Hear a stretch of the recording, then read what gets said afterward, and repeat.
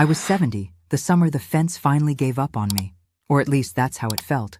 My name is Louise Miller, and by then, I had been a widow for almost 8 years, living alone at the edge of a small town in northern Ohio where the cornfields press in on all sides and the nights are so quiet you can hear your own regrets breathing.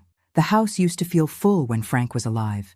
His laugh bounced off the walls, his boots clomped down the hallway, his radio hummed in the kitchen while he made coffee at 5 in the morning. After the funeral, all that noise turned into silence, and somehow the silence weighed more than his tools, more than his old books, more than the box of medals he never talked about. The only sound that really stayed was the wind pushing through the trees and the tired creak of the back fence, the one he always said he'd get around to fixing one of these days. Life has a way of turning one of these days into too late when you're not looking. That fence became a kind of mirror for me. The boards leaned, the paint peeled, and the posts that were once set deep in firm soil began to wobble whenever the wind really picked up. I would stand at the kitchen window in the evenings, clutching my mug of tea with both hands, watching that tired line of weathered wood sag a little more each season, and I'd think, well, Louise, at least you and the fence are aging together. I spoke to the fence more than I spoke to actual people those days, and when I wasn't talking to the fence, I was talking to the tomatoes, apologizing when I forgot to water them, or thanking them when they decided to ripen. It's funny how, when you spend enough time alone, even the smallest crack in the plaster or the slow drip from the bathroom faucet starts to feel like company. It's not that I completely avoided people. I went to the grocery store, to church, when I could bring myself to sit through the hymns without crying, but I kept them at arm's length, like I was afraid that if anyone stepped too close, they'd see how empty I really was inside. My daughter, Emily, called from Columbus once a week like clockwork, but phone calls are safe. You can choose what you say and what you swallow. In person, it's harder to hide the way your hands shake when someone mentions the past. The fence finally forced my hand one windy afternoon in late May. I heard the crack from the living room, a sharp, splintering pop like a rifle shot, and when I hurried to the back door, I saw one of the corner posts listing dramatically, dragging 2 panels of slats down with it. The neighbor's dog, a golden retriever named Buddy who believed all property lines were imaginary, took it as a personal invitation and trotted straight into my yard, tail wagging, tongue lolling happily as if to say, well, it's about time you open things up around here. I shooed him back as gently as I could and stood there, facing the damage. The post had clearly rotted underground. The top looked fine, but the base was dark, crumbling, eaten from the inside. I recognized the feeling. I told myself I could ignore it a little longer, that maybe I could brace it with a board or some wire, but deep down I knew I needed help. I hated that feeling, needing help. It made me feel fragile, and I'd spent most of my life pretending I never was. That night, after pacing the kitchen and reboiling the same water twice, I pulled out my old address book, the one with Frank's messy handwriting on the inside cover.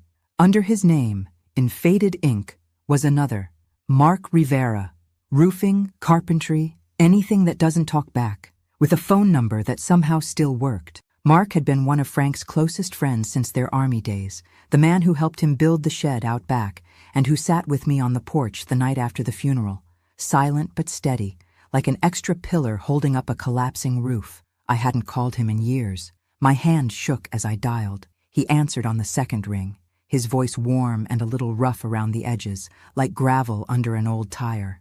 Louise? Well, I'll be damned. You okay? I lied and said I was fine, that I just had a little fence situation and wondered if he still did repair work. He laughed, a short, surprised sound. I still do most of my praying with a hammer in my hand. Text me your address again, in case my memory's worse than I think. I'll swing by tomorrow. The next afternoon, the sound of a pickup truck rolling up the gravel drive felt like a foreign language in my yard.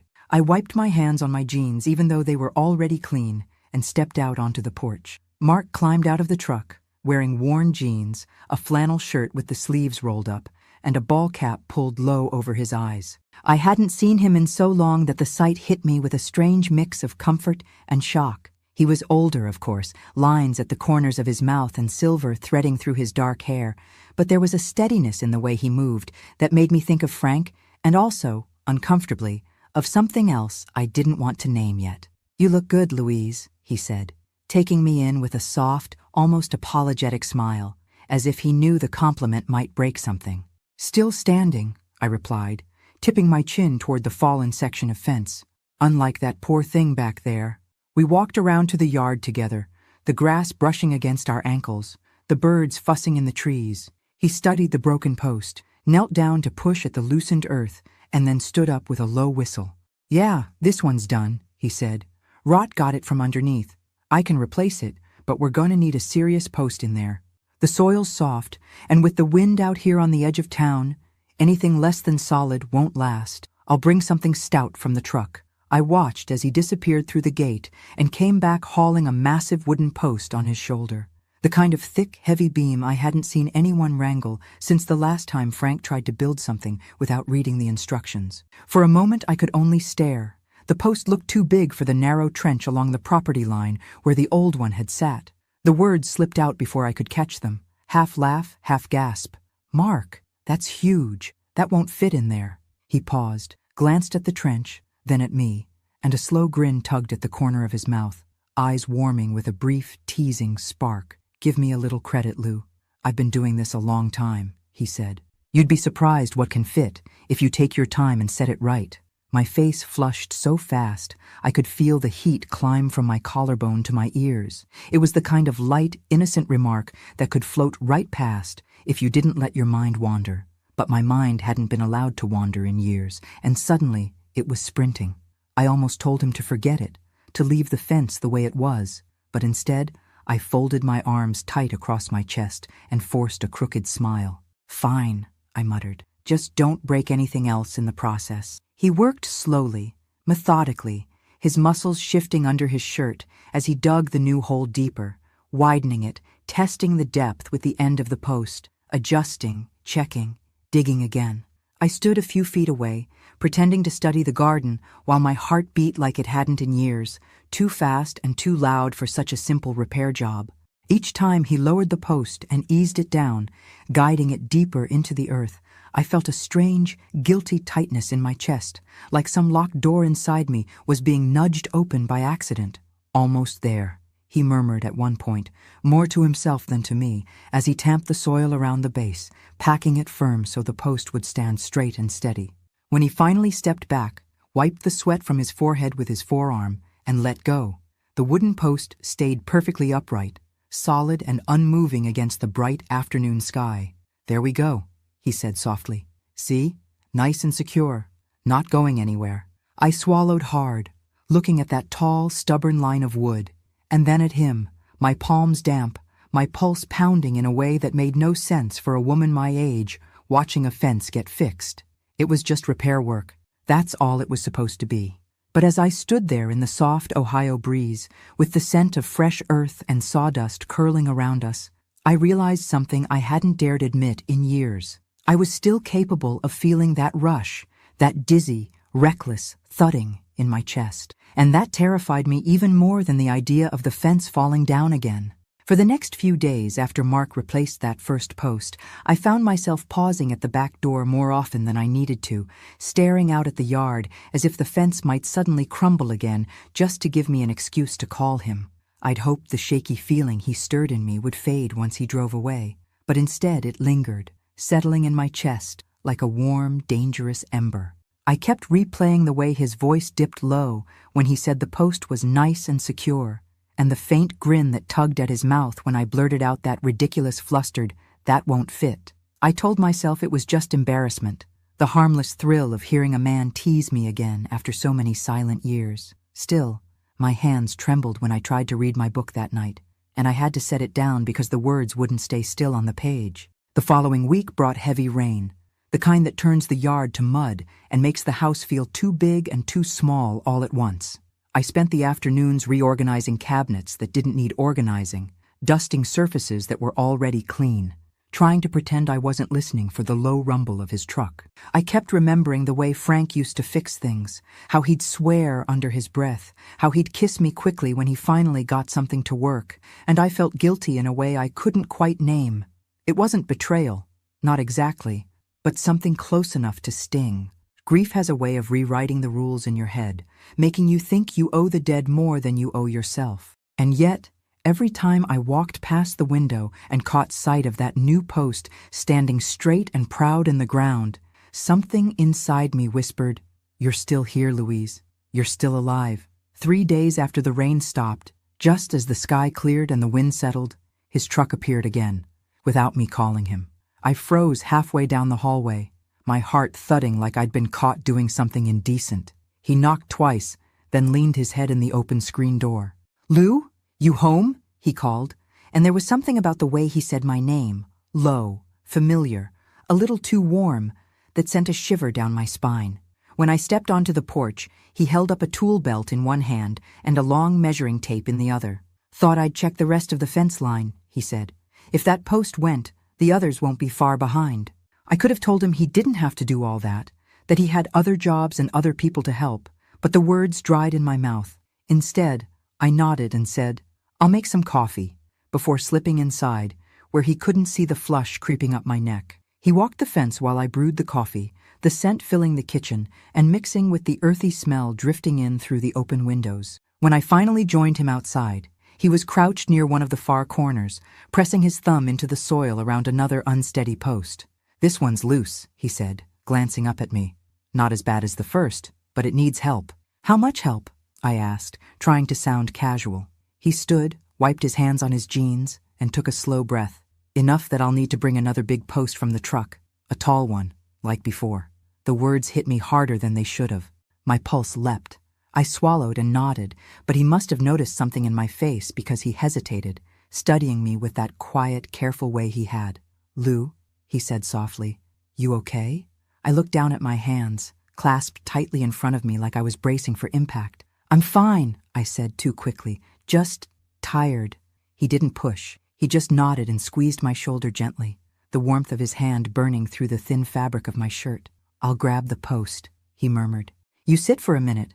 I watched him cross the yard, watched the easy strength in the way he lifted the heavy beam from the truck bed and balanced it against his shoulder. It was ridiculous, truly ridiculous, that a 70-year-old woman could feel her breath hitch over something as simple as a man doing manual labor. But loneliness can make even the smallest moments feel enormous. And Mark wasn't just any man. He had memories mixed in with mine. He carried pieces of Frank, old stories, old laughter, old battles the two of them had fought side by side, and seeing him again made my past feel close enough to touch and my future feel suddenly less empty. He set the new post beside the unsteady one, measured the depth with his tape, and began to dig. I sat on the porch step, the coffee cooling in my mug as I watched him work. The afternoon sun caught the sweat beading on his forehead, the flex of his forearms, the slow, deliberate rhythm of his hands. Every now and then he glanced back at me, his expression unreadable but warm, and each time our eyes met, I felt a flutter deep in my stomach that I hadn't felt since before Frank got sick. At one point, as he tested the depth of the new hole, he said, "Gonna have to make this one deeper than the last. Soil's softer here." My breath hitched before I could stop it. "Deeper?" I repeated, my voice thinner than I intended. He paused, angled his head just slightly, and there was the faintest smirk, barely there, but real enough to make my pulse jump. "Yeah," he said slowly. "Sometimes you need more room if you want something to stay steady." I looked away, pretending to study the distant fields, even as my cheeks burned. I hated how transparent I felt, how easily his words shook me.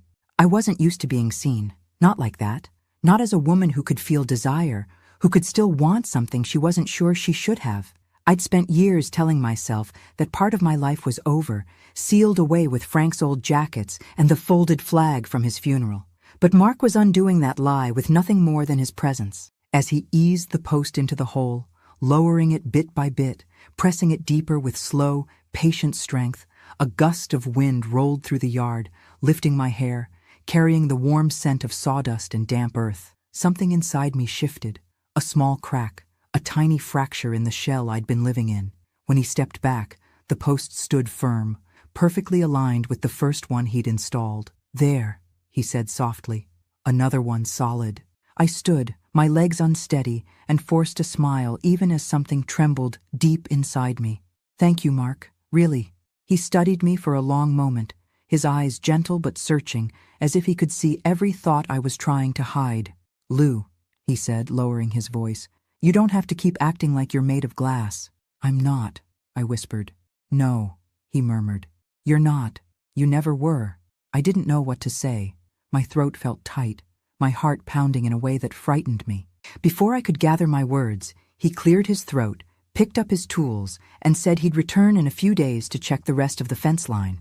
When he drove away, the yard felt unbearably still. I stood there staring at the two new posts, standing strong and straight against the blue Ohio sky.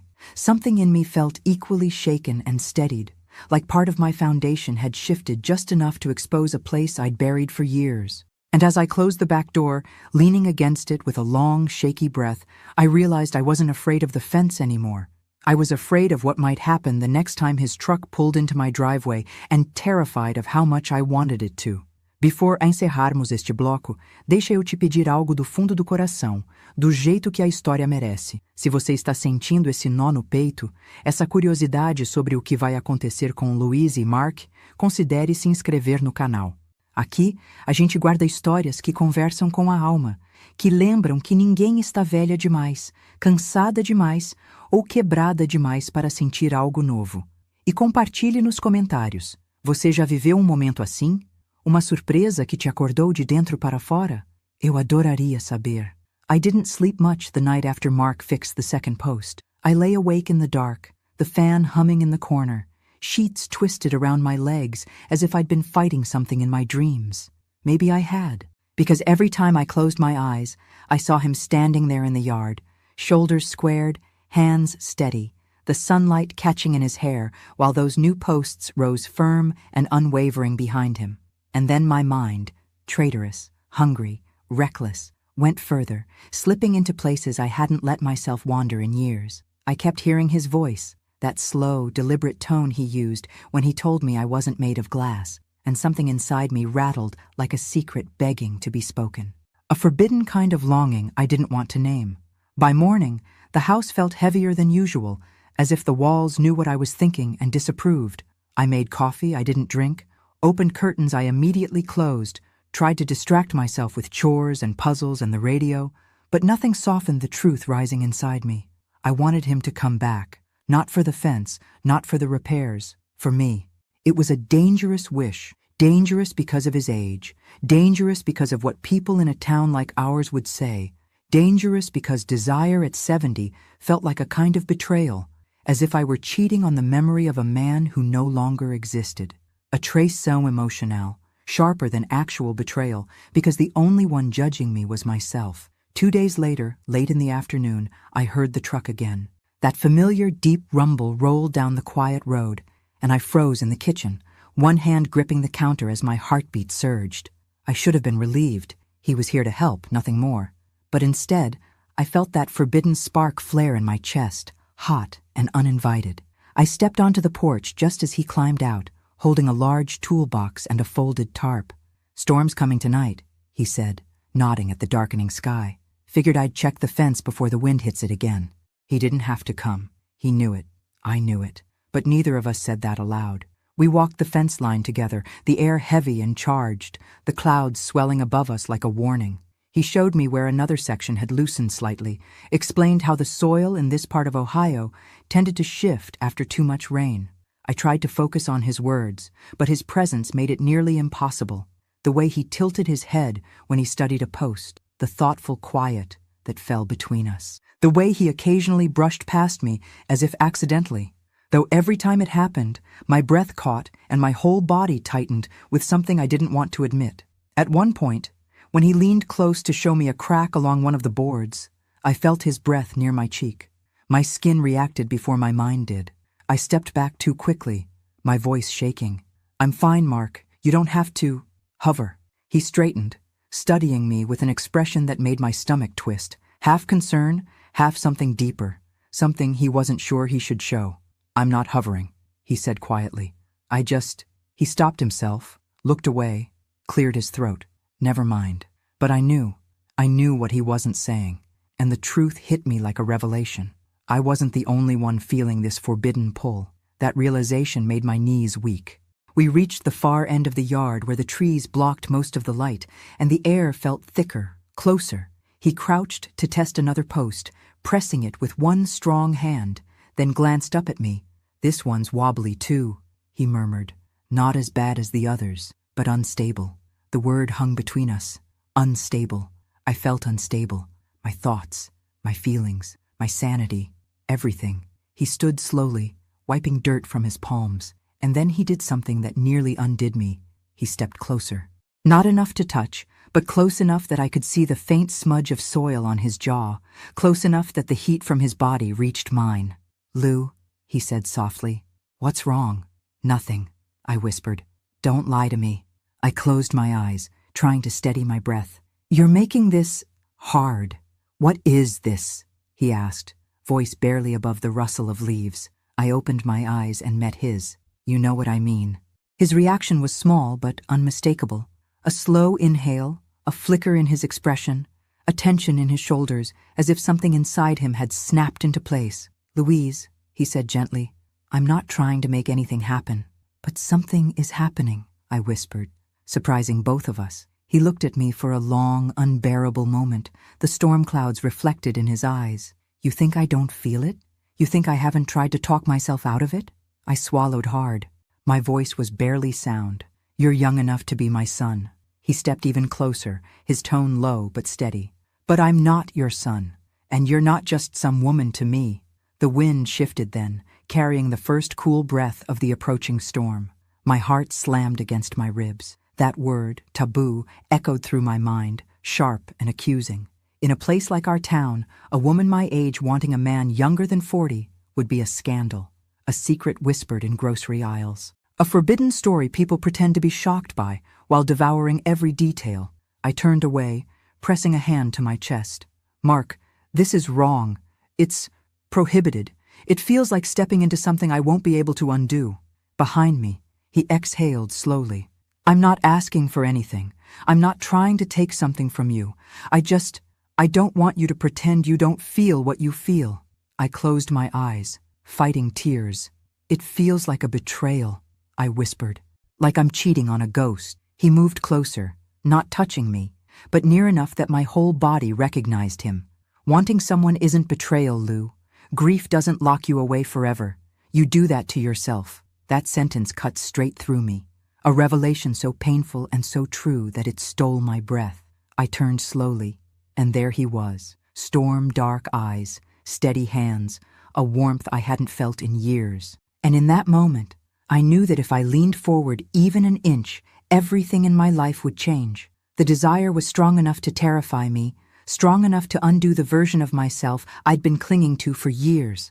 But before either of us could say anything, thunder rumbled in the distance, loud and low. He glanced toward the sky.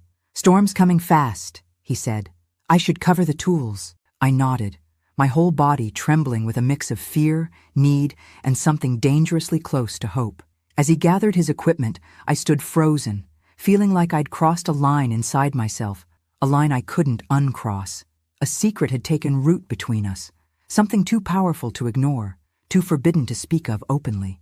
And I realized then, with a kind of heartbreaking clarity, that it wasn't the storm outside that terrified me. It was the one building inside my own chest. The storm rolled in just after sundown, the sky turning from bruised purple to an eerie, restless black that swallowed the last of the light behind the fields. I'd spent the late afternoon trying not to think about Mark, trying to convince myself that what had happened between us at the fence line was nothing more than a strange moment blown out of proportion by loneliness and fear. But when the first crack of thunder shook the windows, I found myself pacing the kitchen, staring out into the dark yard where those new, solid posts stood like silent witnesses to a segredo I wasn't ready to say out loud. The wind picked up, flinging branches against the siding, and the rain came down in hard, slanting sheets that turned the yard to mud and blurred the fence into a ghostly silhouette. I wrapped my cardigan tighter around myself as if I could hold all the loose pieces inside, and reached for the kettle just as headlights flared against the front curtains. My heart jumped into my throat. When the knock came, it was hurried and heavy. I opened the door to find Mark standing there soaked from head to toe, rain dripping from the brim of his cap, his tool bag slung over one shoulder. "Power lines are down by Miller's Creek," he said, raising his voice over the rumble of thunder. I was on my way home from a job when the road flooded. Sheriff says they might close the main stretch. I figured I'd better check on you before I tried my luck. Lightning flashed behind him, outlining his frame in stark white for a heartbeat, and I felt the strange mix of relief and panic all over again. I stepped aside without answering, and he came in, stomping water off his boots, his clothes clinging to him, in a way I tried very hard not to notice. "You didn't have to come out here," I said, my voice sounding small and thin in the charged air between us. "Didn't feel right not to," he replied, shrugging off his wet jacket. "Your place is exposed out here. Wind hits harder at the edge of town." The lights flickered then, a brief stutter that made the room jump and my stomach lurch. He glanced up at the ceiling. "There it is," he muttered. A second later, everything went dark. The refrigerator hummed its last breath and fell silent. The clock over the stove went blank. All that was left was the sound of rain and my own heart pounding in my ears. "I've got candles," I managed, fumbling my way to the drawer where I kept them. He joined me, his presence close enough that I could feel the heat of his damp skin, his breath steady despite the storm. We lit a few fat candles and set them around the kitchen, the small flames casting soft, unsteady halos of light that made the room look both strange and intimate, like a memory from another life. Shadows danced across the walls, clinging to the corners and stretching across the table like long fingers. It suddenly felt like there was no world beyond these four walls, just him, me, and the storm pressing against the windows. "Looks like I might be here a while," he said quietly, glancing toward the darkened window. "Road'll be a mess, and I'm not keen on driving through downed lines." I nodded, my throat tight. "You can stay until it clears. I mean, it's not like I'm going anywhere." He gave me a small, grateful smile. "I'll try not to track mud all over your floors." We settled at the kitchen table with mugs of cocoa. I didn't know what else to do, and making something warm felt like the only way to keep my hands from shaking. The candlelight softened his features, drawing out the lines time had etched into his face, making him look both older and somehow younger at the same time. There was a quiet between us, but it wasn't empty. It felt heavy, loaded with everything we hadn't said by the fence. Everything I'd been trying not to feel since the day he carried that first massive post across the yard. He broke the silence first. "You always did make the place feel like home," he said, looking around the kitchen like he was seeing it for the first time. "Even back when Frank was alive, I remember thinking this was the one house in town where I could actually breathe."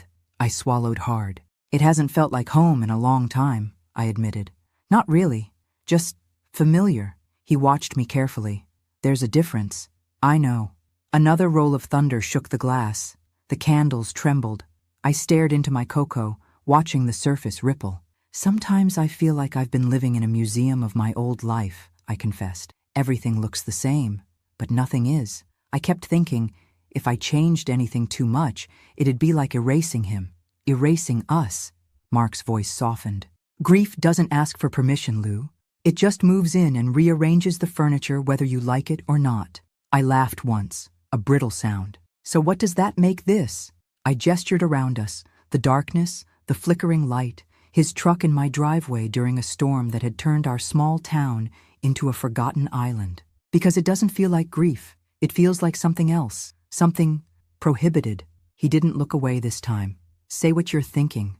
"I can't," I whispered. "If I say it, it becomes real." "Maybe it's already real," he said quietly. "Maybe the words are the only honest part." My chest tightened. The words that had been clawing at my throat finally broke through, raw and shaking.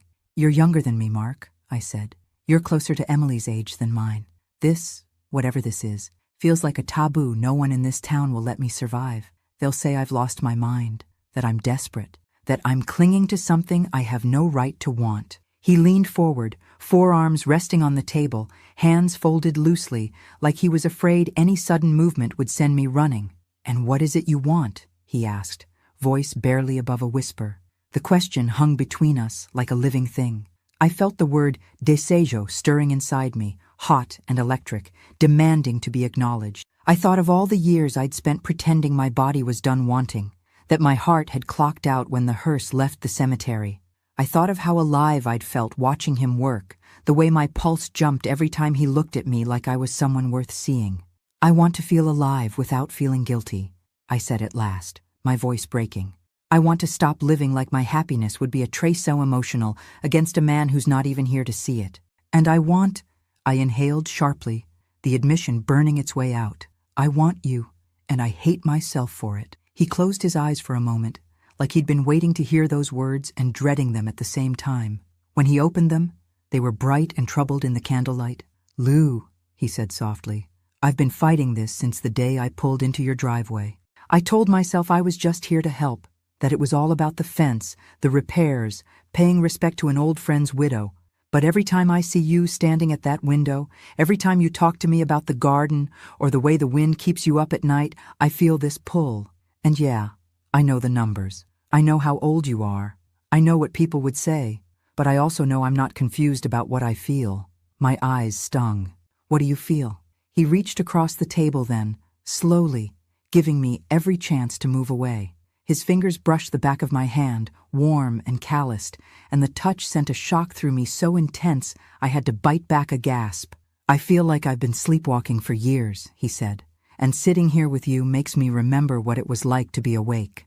That's the truth, whether it's allowed or not. Something inside me cracked wide open. A revelation so deep it felt like a fault line shifting under my life. This wasn't just lonely comfort. This wasn't just nostalgia or kindness. This was real, living, breathing, terrifying desejo. It felt forbidden, like reaching for a flame I had no right to touch. But it also felt honest, in a way nothing had in a very long time. I didn't pull my hand away. I let his fingers close around mine, let that contact burn through the years of numbness. The room felt smaller, the storm louder, the candlelight tighter around us. If Emily finds out, I murmured, if anyone finds out, they'll say I've crossed a line, that I've lost what little sense I had left. They'll look at you and see someone who could be my son, and at me like some selfish old woman chasing something she's not entitled to. His jaw clenched, but his voice stayed gentle. You don't owe them your life, Lou. You don't owe them your loneliness to make them comfortable. And what do I owe Frank? I asked, the question ripping out of me before I could stop it. He squeezed my hand, eyes soft with something like grief of his own. You owe him what you already gave him. A lifetime. You don't owe him the rest of the years you've got left. Those words landed in me like another lightning strike, illuminating everything I'd been hiding from myself. For so long, I'd been living like love was a room that locked behind me when Frank died, like any new feeling would be a betrayal of his memory. But sitting there with Mark's hand around mine, the storm raging outside and the fence standing solid in the dark, I felt an undeniable truth. Wanting more from life wasn't a crime. It just felt like one because of the rules I'd written in my own head, and the rules of a town that loved its gossip almost as much as its Sunday sermons. We stayed like that for a long while, saying nothing, just holding on in the flickering light. And in that silence, a new secret settled between us, a dangerous, beautiful, forbidden secret. Something too fragile and too powerful to ignore. Something that would change everything once the storm outside finally passed and the world came back on. Because I knew, with a certainty that scared me breathless, that there was no going back to the museum version of my life after this night. And I had no idea yet how high the price of that awakening would be. The storm didn't let up for hours, and the longer it raged, the more the candlelight seemed to tighten around us, shrinking the house into a world of two people who'd run out of places to hide from their own truth. We stayed at the kitchen table at first, his hand around mine, neither of us willing to pull away, even though we both knew what that closeness meant. It wasn't the kind of touch you can pretend is innocent. It wasn't something you could blame on fear or the storm or old friendship. It was deliberate, alive, a quiet confession neither of us had said out loud. When the wind howled hard enough to shake the windows, I felt his fingers tighten around mine as if anchoring both of us in place. And something about that simple squeeze nearly broke me.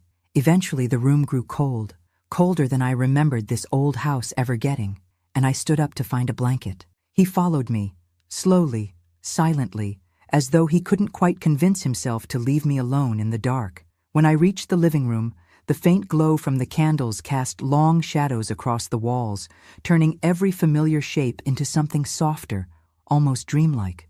I unfolded an old patchwork quilt that had been draped over the back of Frank's favorite chair, and for a moment I froze, fingertips lingering on the worn fabric. I could feel the grief rising, an old reflex that tried to swallow everything else. "You don't have to look at it like you're doing something wrong," Mark said quietly behind me.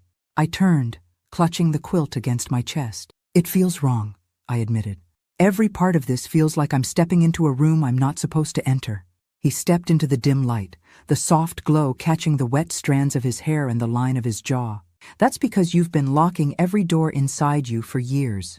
Doesn't mean they were meant to stay locked." "I don't know how to do this," I whispered.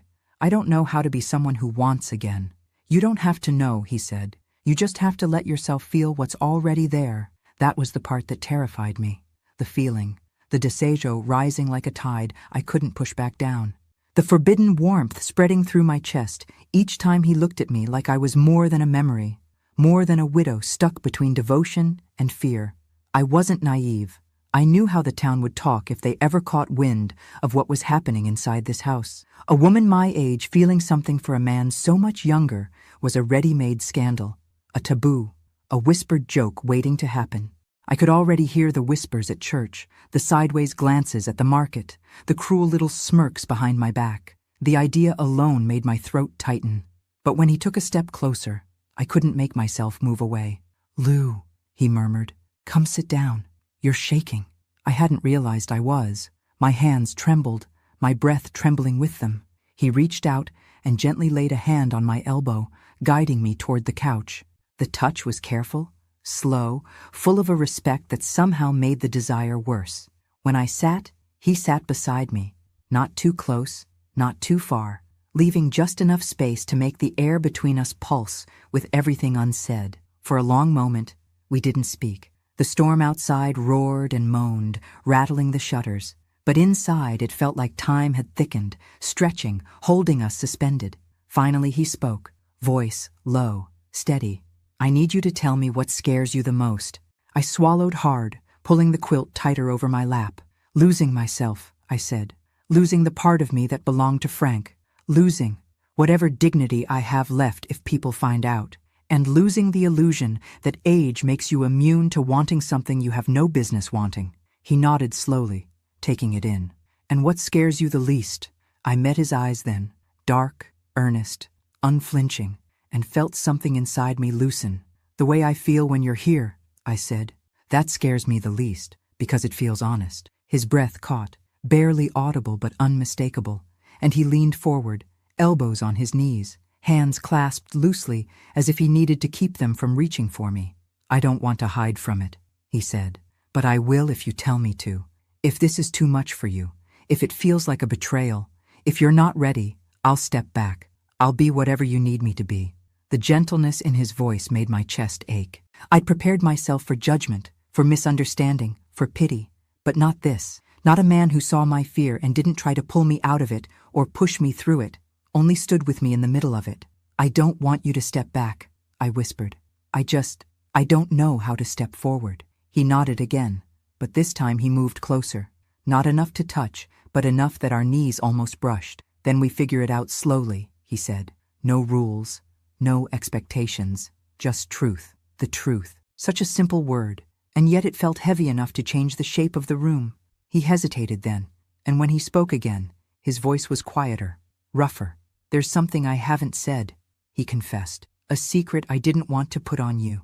But maybe it's time." My pulse spiked. "What secret?" He looked down at his hands, flexed them once, then lifted his gaze back to mine. "The day Frank died," he said softly, "I came to the house. Not right away, not during the chaos, but later, after everyone else left. I sat on the porch steps for nearly an hour. I wanted to knock. I wanted to tell you I was here, that you weren't alone, but I didn't, because I was afraid the look in my eyes would give me away." A cold tremor ran through me. Not fear, but recognition. "Give what away?" "That I'd already started caring for you," he said. "More than I should have, more than I knew how to handle." I felt the breath leave my lungs. "Mark." He lifted a hand, slowly, asking permission without words, and let his fingertips brush the edge of the quilt near my knee. Not my skin, not yet, but close enough that my entire body reacted. "You don't have to say anything," he murmured.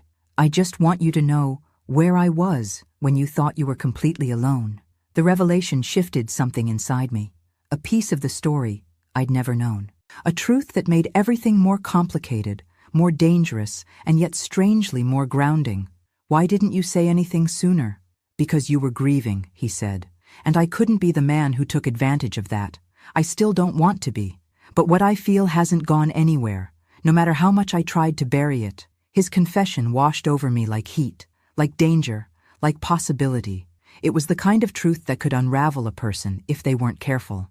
And yet, sitting in that candlelit room with the storm howling outside and the years of loneliness pressing against my ribs, I felt something bold flicker inside me. A small flame, but real.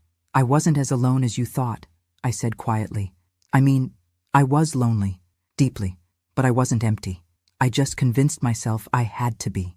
We sat there, breathing the same charged air, letting the weight of the moment settle around us. And in that hush, I realized we were both dangerously close to crossing a line we could never uncross. A line marked by desire, forbidden longing, taboo age difference, and the ghosts of old promises.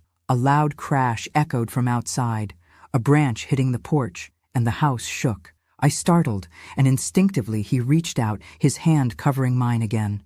This time, I didn't freeze. I didn't pull back. I let our fingers interlace, let the warmth of his palm seep into me, let the storm outside drown out every voice in my head, except the one whispering that life didn't end with grief. It only paused. When our eyes met again, the air thickened with unspoken things, questions, fears, temptations, but also something else, something dangerously close to hope. And I knew, absolutely knew, that the hardest part wasn't the storm outside. It was the one that would come after, when the lights returned and the world intruded again. Because secrets born in the dark rarely stay there, and this one was already too alive to hide. The power came back just before dawn, snapping on with a low hum that felt almost rude after the soft hush of the candles and the storm. I woke up on the couch with the quilt pulled up to my shoulders, my neck stiff and my mouth dry, and for a brief, disorienting moment, I couldn't remember whether the night before had actually happened or if I'd dreamed the whole thing. Then I saw the half-melted candles on the coffee table, the mugs abandoned in the kitchen doorway, the faint wet footprints drying on the floor, and the memories came back all at once. The storm, the cocoa, his hand around mine, the confession that had cracked open years of silence inside me. Mark was in the armchair opposite, head tilted back, mouth slightly open, breathing slow and even. The first gray light of morning was seeping through the curtains, softening the edges of everything, and for a long moment I just watched him sleep, feeling both completely at peace and horribly exposed, like he could wake up any second and see every segredo written across my face. When he stirred, I looked away, pretending to adjust the quilt as if I'd only just woken up too. He rubbed his eyes, blinked, and then focused on me, a slow, sleepy smile tugging at his mouth. "Morning," he said, his voice rough. "Guess we lost track of time." "Looks like it," I replied, my heart thudding harder than any simple greeting should warrant. I stood too quickly, suddenly aware of how intimate the scene must have looked. Two people waking up in the same room, a quilt from my late husband's chair wrapped around me like some guilty cloak. "I'll make coffee." He offered to help, but I waved him off, needing a few feet of space to calm the wild rush in my chest. In the brightening kitchen, everything felt more real and more dangerous. Night lets you blur the edges of things, daylight sharpens them. I watched the coffee drip and told myself I needed to find the line again, to redraw it between us, to push everything back into the safe box of friendship and respect for the dead. But when he stepped into the doorway, leaning against the frame with his arms folded, his eyes soft and tired, and so achingly gentle that resolve faltered. "About last night?" he began, and I reacted before I could think. "We were scared," I said quickly, my words tripping over each other. "The storm, the dark, the memories. We said things because it was intense, that's all. It doesn't have to mean anything." He studied me for a long, quiet moment. I couldn't read his expression, hurt maybe, or disappointment, wrapped in understanding. "Is that what you want?" he asked. "For it not to mean anything?" I swallowed, looking down at my hands. The answer in my chest was clear and loud. No. But the answer I gave was smaller, more careful. I want to keep my life in one piece, I whispered. And I'm afraid of what happens if people find out I'm feeling things I shouldn't. We both knew what that meant. The taboo of a woman my age wanting someone who, in the eyes of the town, might as well be young enough to be her son. The unspoken rules of a place where everyone knew your business and judged it over potluck dinners. The accusation of trahison emotional against a man who wasn't even alive to defend his place. Mark nodded slowly, pushing off the doorframe. I'm not going to force anything on you, he said, but I'm also not going to pretend that nothing happened. You don't have to decide today or tomorrow. I'll keep working on the fence if you'll have me. We'll go as slow as you need, but I won't lie to you, Lou, not about what I feel. His honesty both steadied and shook me. I don't know if I'm brave enough, I admitted. You've already been braver than you think, he replied. Just letting yourself feel it at all, that's more courage than most people ever manage. He spent the morning walking the fence line again, tightening bolts, checking boards, moving with that calm competence that had become strangely comforting to watch. I busied myself with baking, telling myself I was just being polite, but every time I glanced out the window and saw him there, that same dangerous warmth rose in me. Desejo, yes, but also something more tender and raw, something like hope wrapped in barbed wire. By midday the storm had passed, and the sky was clear, washed clean and bright. Before he left, he lingered on the porch, one hand resting lightly on the railing. People might start to notice I'm here a lot, he said quietly. You sure you're ready for that? My instinct was to lie, to say yes, to pretend I had thick enough skin to ignore the whispers. But the truth was, I didn't know. I'm not ready for anything, I confessed. But I want you here. That's the only thing I'm sure of. He nodded, a small smile touching his mouth. Then that's enough for now. Of course, for now in a town like ours doesn't last long. It took less than a week for the first neighbor to notice. Mrs. Dean across the way saw him carrying lumber across my yard on a Tuesday afternoon and mentioned it to someone at church on Wednesday. By Friday, I could feel the shift in the air at the grocery store. The cashier, usually chatty, was suddenly stiff and overly polite. Two women by the canned soup aisle lowered their voices when I walked past, their eyes flicking toward me and then away with that particular sharpness that always means someone is the subject of a conversation they're not invited to. At first, I tried to tell myself I was imagining it, but then, on Saturday morning, my phone rang and my daughter's name flashed on the screen. Emily rarely called outside her usual Sunday evening slot. The tightness in my chest arrived before I even answered. Hi, honey, I said, forcing brightness into my voice. Mom, she said, skipping any greeting. Her tone was sharp, clipped. Is it true? My grip on the phone tightened. Is what true? That you've got some guy hanging around the house, she snapped. That old buddy of Dad's, Mark. People saw his truck there all week. What's going on? There it was, the first crack in the fragile space we'd carved out. My mouth went dry. He's helping with the fence, I said carefully. It was falling apart. You know that. I know that, she replied. But that's not what I'm hearing. I'm hearing he's there all the time, that the two of you were seen having coffee on the porch, laughing, acting like... She stopped herself, then exhaled sharply. Mom, he's younger than me. He's not younger than you, I protested weakly. He's just not as old as I am. Oh, that makes it better, she said, bitter sarcasm dripping from every word. Do you know how this looks? Do you have any idea what people are saying? I closed my eyes, leaning against the counter so I wouldn't sink to the floor. People will always say something, I whispered. Not about my mother, she shot back. You're 70, Mom. You're grieving. You're vulnerable. And he should know better. The word vulnerable stung, as if everything I'd managed to rebuild inside myself was fragile enough to blow away with a single judgment. Don't talk about him like that, I said softly. He's been nothing but respectful. Respectful, she repeated, incredulous. A respectful man doesn't let the widow of his dead friend get dragged into gossip like this. I'm coming up next weekend. Don't make any plans. We're going to talk about this in person. When the call ended, I stood in the silent kitchen, my heart pounding, the echo of her anger vibrating through the walls. Shame and fury tangled inside me like brambles. Part of me wanted to defend myself, to shout that I was still a woman, still capable of deseo, still deserving of something that made my heart beat fast. Another part felt small and foolish, like a teenager caught sneaking someone in through the window. The taboo Emily had thrown at me, without using the word, landed with full force. You're too old. He's too young. This is wrong. When Mark came by later that afternoon, I met him on the porch before he could step inside. He took one look at my face and frowned. What happened? Emily called, I said flatly.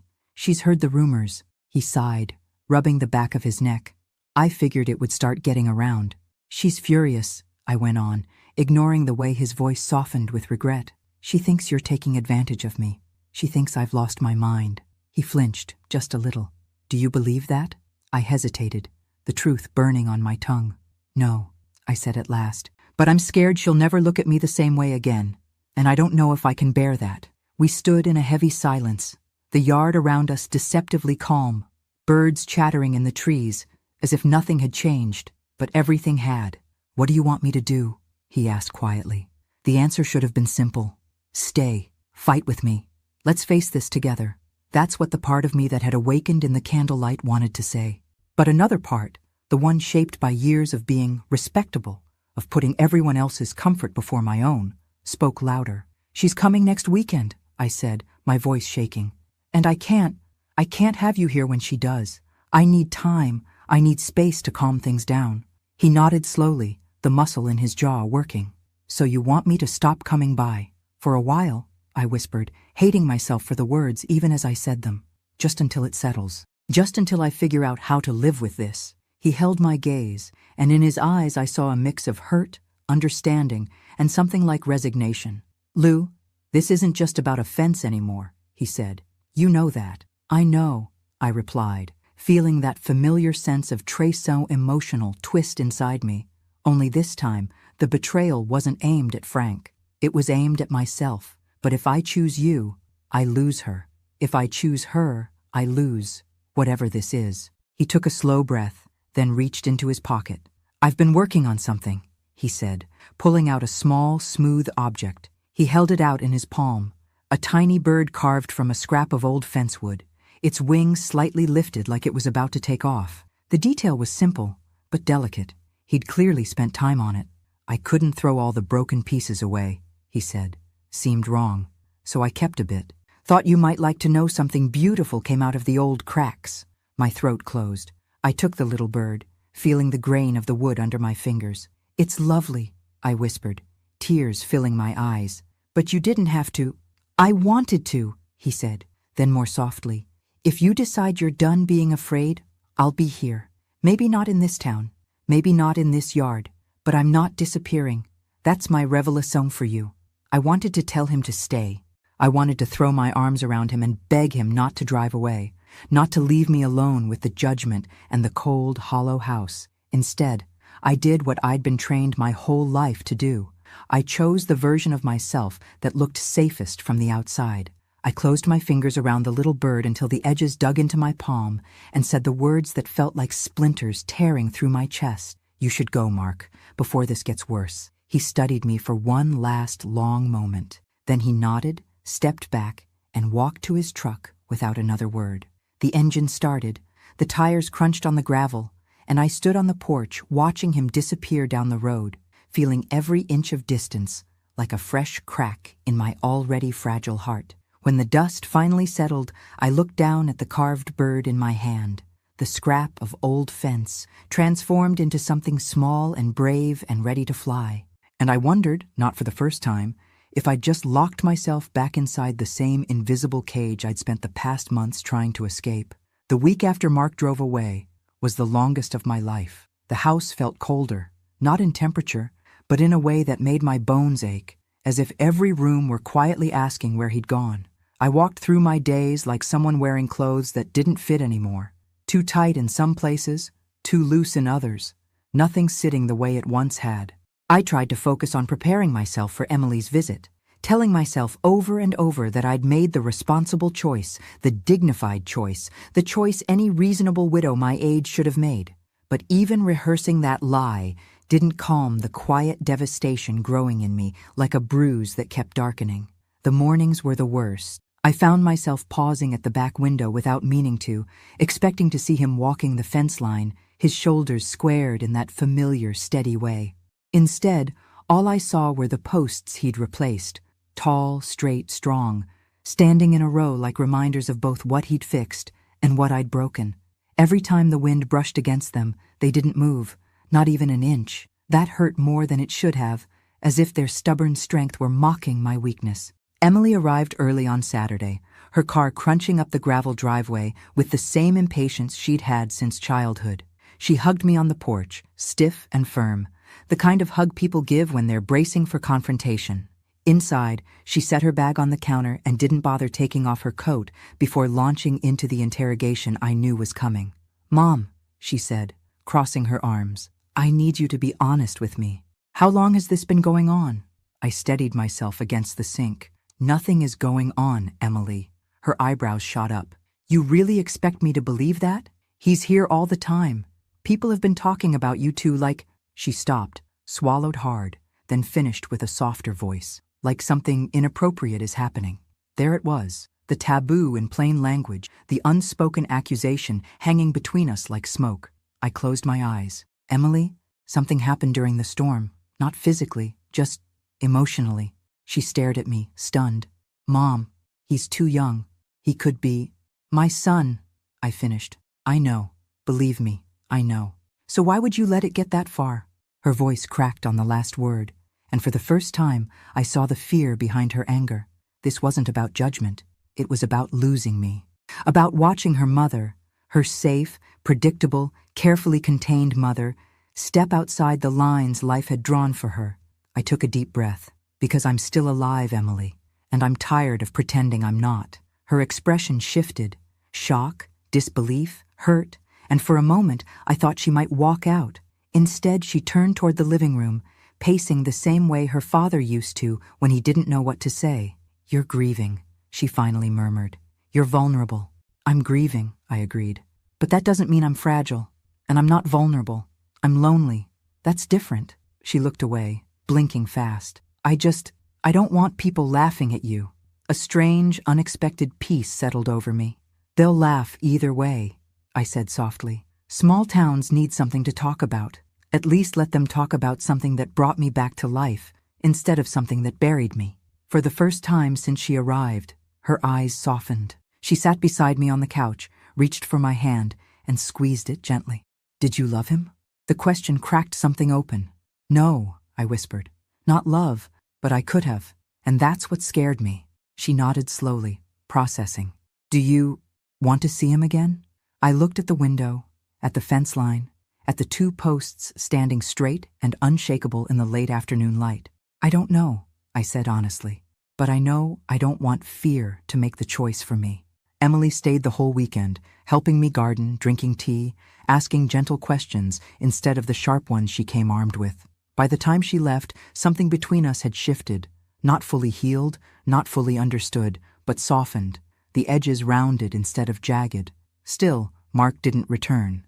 Not that week, not the next. I tried to settle into the quiet again, but it felt different, heavier. Now that I'd tasted what it felt like to be seen again, not as a widow, not as a relic of a marriage that had ended in death, but as a woman, I couldn't unfeel it. One morning, nearly a month after the storm, I found an envelope in my mailbox without a stamp. My breath caught the second I recognized the handwriting. Inside was a single sheet of paper and a key. "Lou, I didn't want to leave without a choice for you to make. Not pressure, just a door you can open if you want to.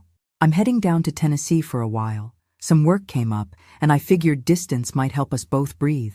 I'm not asking you to follow me. I'm just letting you know where I'll be if your heart ever stops fighting itself long enough to listen. You once said you didn't know how to step forward, so here's a step. Not a demand, not an obligation, just a possibility. Be brave, Lou.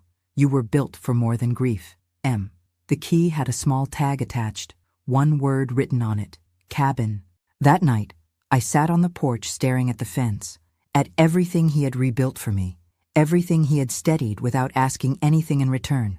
And for the first time in years, I let myself ask a question I'd always avoided. What if the second half of my life didn't have to look like the first? What if I could choose something for myself, not out of memory or fear or duty, but out of desire and truth. The next morning, before I could talk myself out of it, I packed a small bag, locked the door behind me, and drove south. The cabin wasn't hard to find. A modest place tucked behind tall pines at the edge of a lake, sunlight spilling across the porch like it had been waiting just for me. My hands shook when I used the key. When the door swung open, the smell of cedar and dust greeted me, and there he was, standing by the window with a look on his face I'll never forget. Hopeful, afraid, stunned, relieved, like a man seeing the impossible walk through his door. I didn't give a speech. I didn't explain myself. I simply said, "I'm tired of choosing fear." And he crossed the room in 2 long strides, took my face in his hands, and kissed me like he'd been holding that moment inside him for years. Not desperate, not greedy, but certain. Certain in a way I had not felt in decades. We stayed by that lake for weeks, talking, arguing, learning each other without the weight of gossip hanging over us. It wasn't perfect, it wasn't simple, but it was real. The desejo, the segredo, the strange, beautiful pull between 2 people who should have belonged to different worlds, none of it disappeared. It only deepened into something braver, something honest enough to look fear in the face and keep going. And somewhere in that messy, tender, forbidden beginning, I realized something that changed everything.